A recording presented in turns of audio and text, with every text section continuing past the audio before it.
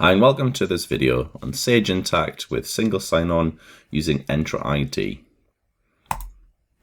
We're going to go through a demo and just configure it and set it up for one user and just test that login to make sure that everything works fine for it. So let me just bring up our Intacct instance. So to start, we would go into Company, Setup, and then in Company, if we go to the Edit option, the first thing we're going to need, there's a few bits of information. We can use the company ID, so we can grab that. I'm just going to copy that. Now, in a separate browser, I'm just going to go and open up our Azure instance. So if I just open Azure, then within EntraID, we can go into our enterprise applications, and I can go ahead and add a new application, searching for Sage Intacct. There we go. And we're going to go ahead and give this a name. So I'm just going to say this is the name of the company that I'm connecting to. Go ahead and create that. That'll just take a few moments to add that to my list of applications. There is an article which you can follow. So in the Sage help files, there's an article around SSO with Microsoft EntraID, formerly known as Azure AD. And there's a few default options that we give you access to for Google, along with ADFS. And within the actual EntraID app, there's also a related tutorial directly on the Microsoft website. So you can follow through our tutorial here, but if you do have further questions or you need answers, they will generally be answered in the Microsoft article as well there. So good source of information between the two articles. Okay, so if we just follow this through. So going back to my main lab here. So I've got that company ID. So it's now created the enterprise app within Azure for me. So the first thing I'm going to do is going to go ahead and set up single sign-on, and it's going to be SAML. And I'll save later. So we're going to start in box 1 here. So in box 1, the identity ID is what we're going to map to the company. So the field that I've just copied, I'm going to paste in there. So that field is a unique identifier. So the company ID is unique, and this will be applicable for implementation instances, whether it's production or sandbox. That's always going to be unique. And because we can only map one source of single sign-on to one company, it's safe to use that company ID as our entity ID. And if we then had multiples enterprise apps within Azure, each one would be linked back to the relevant company ID that we wanted to connect to.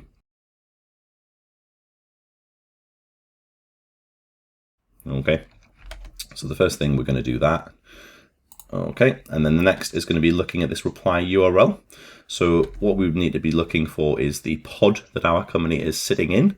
So this is usually found within the first part of the URL. So for this particular company that I'm using, it's on pod 504. So if I go to the EntraID help article, down at the bottom is a list of additional reply URLs that I can add.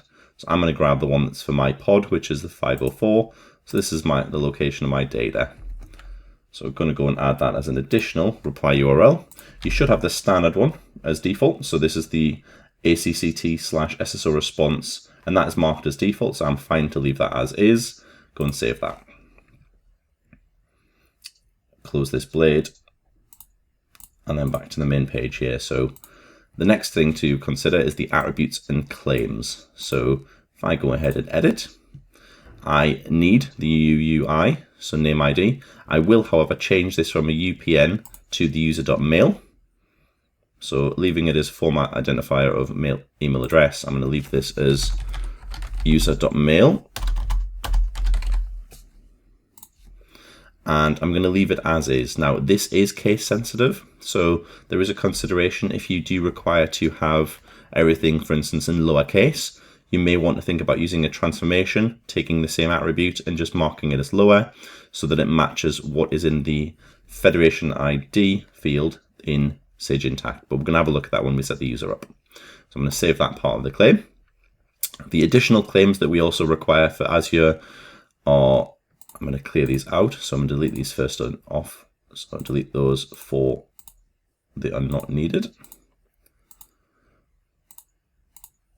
Okay, so the two extra ones that I need, I'm going to add a company name first off.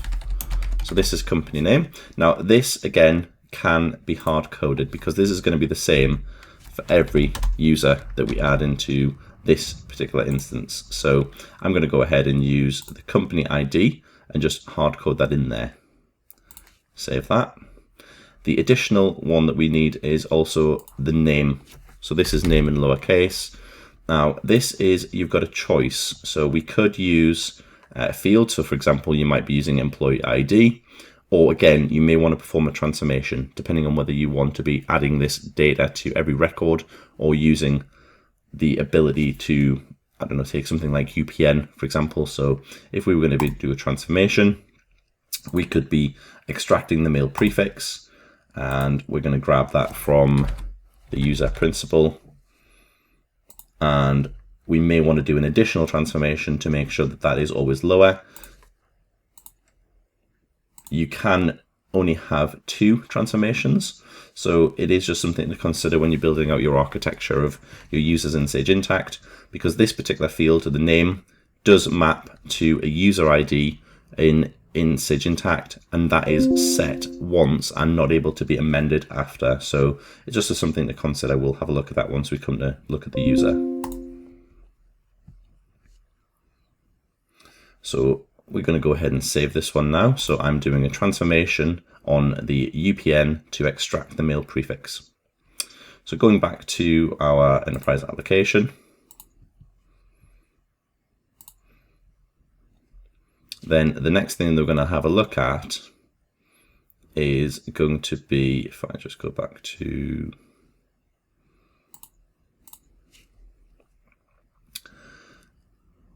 we're going to need to grab the certificate, and we're also going to need to grab the login URL. So I'm going to go ahead and copy the login URL to the clipboard. And if I jump into Sage Intacct, what we're going to do, we're still in the company information that we started at. So if I click into security and scroll down to the section for single sign-on, check the box for enable single sign-on. We're going to use SAML2 as our option here. There is an option there for ADFS. However, this is just Azure, so I'm not using ADFS. So I'm just going to leave that as SAML2. The issuer URL, I'll come back to in a second, but the login URL that I've got on my clipboard, I'm just going to go ahead and paste that there. So that's the login URL that's directly coming from the login URL here. The issuer URL must map to the identifier or the entity ID within Entra. So if I go ahead and copy that, build lab MC10, paste it in there.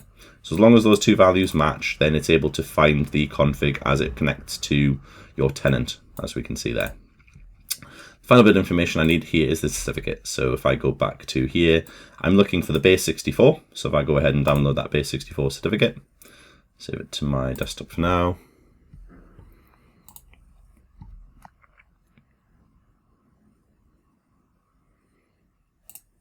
And I'm going to go ahead and open that certificate up in Notepad. And what we need to do is just copy and paste the entirety of it.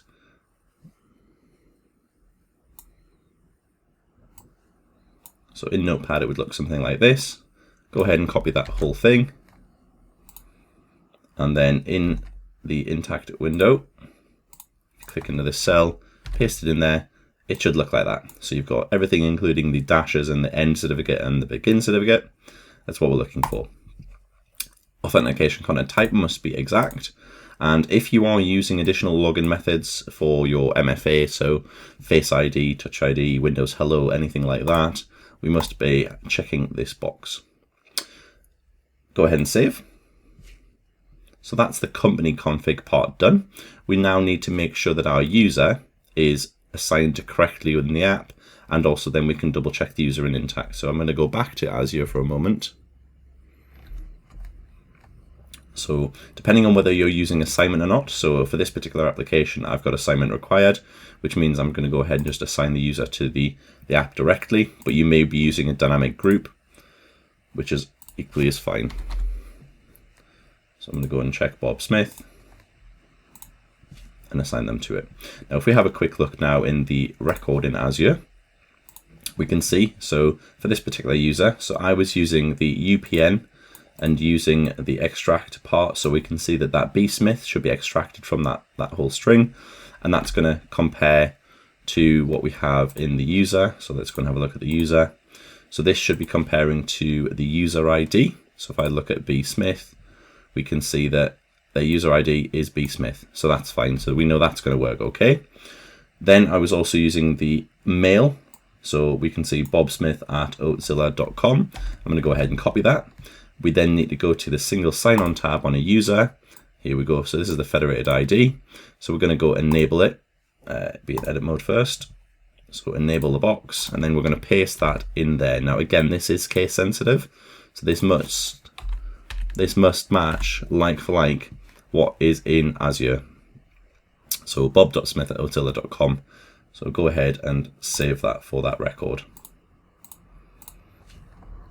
Okay. The third value is the company name, which we've hard coded into the config, so we don't need to actually have that stored against the user. So now we're just going to log into a session with Bob Smith, and then go to the apps and make sure that we're able to launch a successful connection.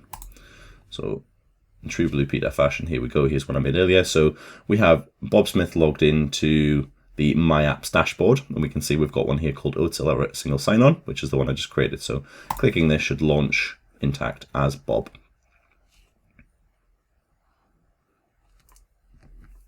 Looks like it's working through,